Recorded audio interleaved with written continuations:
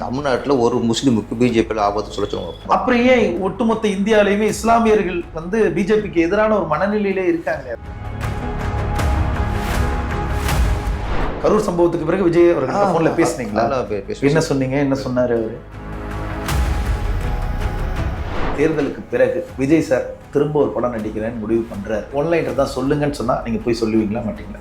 ஒரு லைன் ஒரு 10 லைன். அதை ஒன்லைன் சும்மா ஒரு ஐடியா. அதில் ஒட்டுமொத்த கிராமத்துக்கானது, தமிழ் ஒட்டுமொத்த கிராமத்துக்குமான ஒரு விஷயம் இருக்குங்க. ஆமா, அது கிராமங்களை எப்படி காப்பாற்றுறது. Okay okay. நான் தமிழ்நாட்டில் பல ஊரை சொல்கிறேன், அங்கெல்லாம் முஸ்லீம் ஜாஸ்தி. ஆமாம் ஆமாம். அங்கே பெரும்பான்மை சொல்லிடுவோமா? அந்த ஊர்ல இஸ்லாமியர்கள் பெரும்பான்மைனா பெரும்பான்மை தான். அது இல்லை.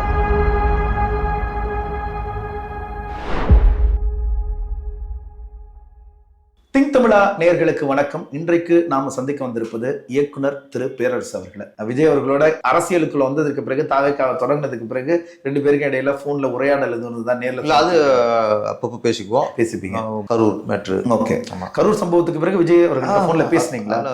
என்ன சொன்னீங்க? என்ன சொன்னாரு அவரு? இல்ல, அது அப்போ ஆறுதல் சொல்ற நிலைமையில தான். ஏன்னா பயங்கர அப்செட்ல இருந்தாரு. Okay okay. எத்தனை நாள் கழிச்சு நீங்க பேசுனீங்க? நான் 2 நாள்ல பேசிட்டேன். 2வது நாள் பேசிட்டீங்க. என்ன சொன்னாரு? நான் பதிவு போட்டேன். ஓகே, பதிவு போட்டேன். ஆறுதலுக்கு நம்ம சொல்லுவோம்ல. Okay okay. இது அரசியல்ல இதை விடலாம் மோசமா இருக்கும். பிரச்சனை சந்திக்க வேண்டியிருக்கும். என்ன இன்னும் இதை விட ஆபத்துக்கெல்லாம் வரும். எல்லாத்தையும் கடந்து போகணும். சிலதுல கொஞ்சம் என்ன சொன்னாரு அதுக்கு தேங்க்ஸ்ண்ணா போட்டாரு. Okay okay. அது சிலது சொல்றதை கட்டுப்பாரு. சில விஷயங்கள் நம்ம வெளியே சொல்லக்கூடாது. சில விஷயம் மனசுக்கு நேற்று விஷயத்தை பேசிக்குவோம், பேசிடுவீங்க. ஆனால் இது வரைக்கும் நம்ம ஏதாவது சப்போர்ட்டாக பேசும்போது சரி, சிலது நம்ம ஒரு விமர்சனம் இல்லை, ஒரு அக்கறையில் சொல்கிறதும் சரி, இது வரைக்கும் தவறு எடுத்துட்டதில்லை. விஜய் அவர்களோட இப்போ கூட இருக்கிறதே நிறைய பேர் பிஜேபி பின்னணியில் இருக்கிறவங்க தான். நிர்மல்குமாராக இருக்கட்டும், புசியானந்தா இருக்கட்டும், எல்லாருமே பிஜேபி பின்னணியிலிருந்து வந்தவர்கள் தான். அவர்கள்லாம் இருக்கும் பொழுது நீங்களும் அந்த இடத்துல இருந்தா இன்னும் அவருக்கு அவர் ஆலோசனை கொடுக்கறதுக்கு, அவரை வழி நடத்துறதுக்கு இன்னும் உதவியாக தானே இருக்கும். அதை பற்றி எல்லாம் நீங்கள் ஏன் யோசிக்க மாட்டீங்க? அந்த ஐடியா உங்களுக்கு இல்லை? விஜய் சார் பிடிக்கும். விஜய் தான் நமக்கு லைஃப் கொடுத்தாரு. அது என்னைக்கு அந்த நன்றி இருக்கும், அது மறக்க முடியாது. விஜய் சார் சொன்ன திட்டங்களாக இருக்குல்ல, இது எல்லாமே ஒன்று பிஜேபி சொன்னதாக இருக்கு திமுகவுக்கு எதிராக. இன்னொன்று பிஜேபிக்கு எதிராக திமுக என்னென்ன நீட்டு நிறைய விஷயம், இது எல்லாமே தான் அது அப்படியே இருக்கு. மதச்சார்பின்மை எல்லாத்துக்குமே மதச்சார்பின்மை. இப்போ பிஜேபி என்ன கிறிஸ்டினுக்கு எதிராக இருக்கா, முஸ்லீமுக்கு எதிராக இருக்கா? யார் என்ன அவங்களால என்ன பாதிப்பு? இந்து மதம் அழியாமல் இருக்கிறதுக்கான ஒரு இது பண்ணுவாங்களே தவிர இன்னொரு மதத்தை அழிக்கிறதுக்கான எந்த இதுவுமே பிஜேபி பண்ணல. பாபர் மசூதி இடிப்புன்றது நமக்கு கண் முன்னாடி பெரிய, அது ஒரு பிஜேபி துயரமான ஒரு சாட்சி தானே அது. அது உங்களுக்கு குஜராத்ல நடந்த கலவரத்தை விட நம்ம ஒரு வேற உச்ச நீதிமன்றம் ஒரு தீர்ப்பு இருக்கு. எல்லாமே உங்களுக்கு இன்னைக்குள்ள எங்களை பார்க்கக்கூடாது, வரலாறு பார்க்கணும். எல்லாம் வரலாறு வச்சுதான் வரலாறு தான். குஜராத்ல நடந்த கலவரத்துக்கு பின்னணியில பிஜேபி இல்லைன்னு சொல்லிட முடியுமா நம்மளால? அது இஸ்லாமியர்களுக்கு எதிரான கலவரத்துக்கு காரணம் பிஜேபி இல்ல நம்மளால சொல்லிட முடியுமா?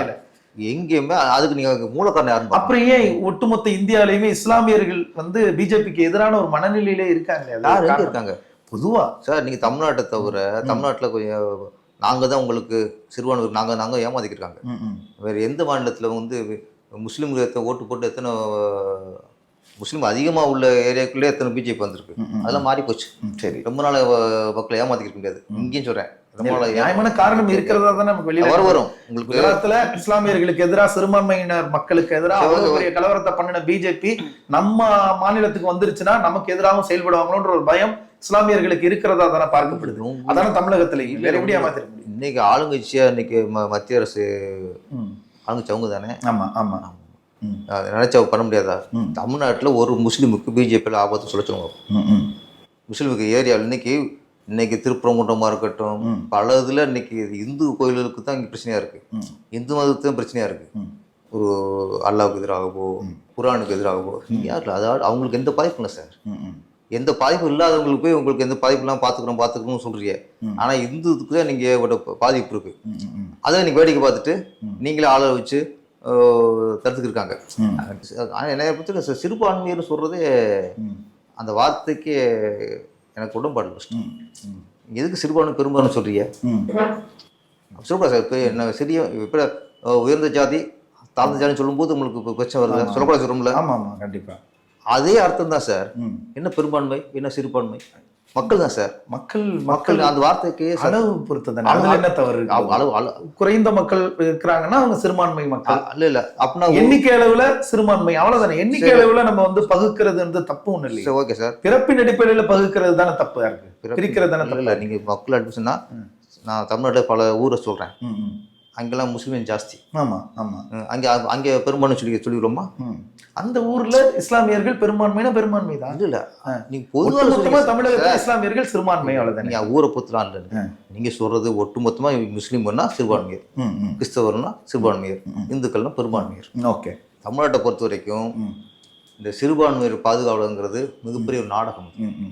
இப்ப இருக்கிற அந்த சூழல்ல தேர்தலுக்கு பிறகு விஜய் சார் திரும்ப ஒரு படம் நடிக்கிறேன்னு முடிவு நடிக்கிறேன்னு முடிவு பண்ணிட்டு உங்கள்கிட்ட ஒரு ஒன்லைனர் தான் சொல்லுங்கன்னு சொன்னா நீங்க போய் சொல்லுவீங்களா மாட்டீங்களா?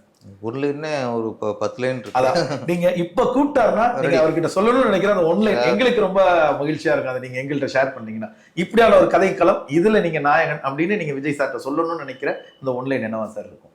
இதுக்கப்புறம் அவர் வச்சு பண்ணும்போது நம்ம வந்து சும்மா கமர்ஷியலாக சென்டிமெண்ட்டு அந்த மாதிரிலாம் குடும்பத்துக்குள்ள அடைக்க முடியாது. மக்களுக்கான ஒரு ஆளாக ஆயிட்டார். அப்போ அடுத்து ஒரு மக்களுக்கான ஒரு விஷயம், மக்களுக்கான ஒரு புரட்சி, ஒரு விஷயத்தை இவர் சொல்லும்போது மக்களுக்கு போய் சேரும். அதை ஒன்லைன் சும்மா ஒரு ஐடியா, அதில் ஒட்டுமொத்த கிராமத்துக்கானது. ஓகே. இன்னைக்கு கிராம சூழ்நிலை அழிஞ்சிக்கிட்டு இருக்கு. ஓகே. கிராமத்துக்கு கதை நிறையா வந்துருக்கு. ஆனால் தமிழோட ஒட்டுமொத்த கிராமத்துக்குமான ஒரு விஷயம் இருக்கும்ல. ஆமாம். அது கிராமங்களை எப்படி காப்பாற்றுறது. Okay okay.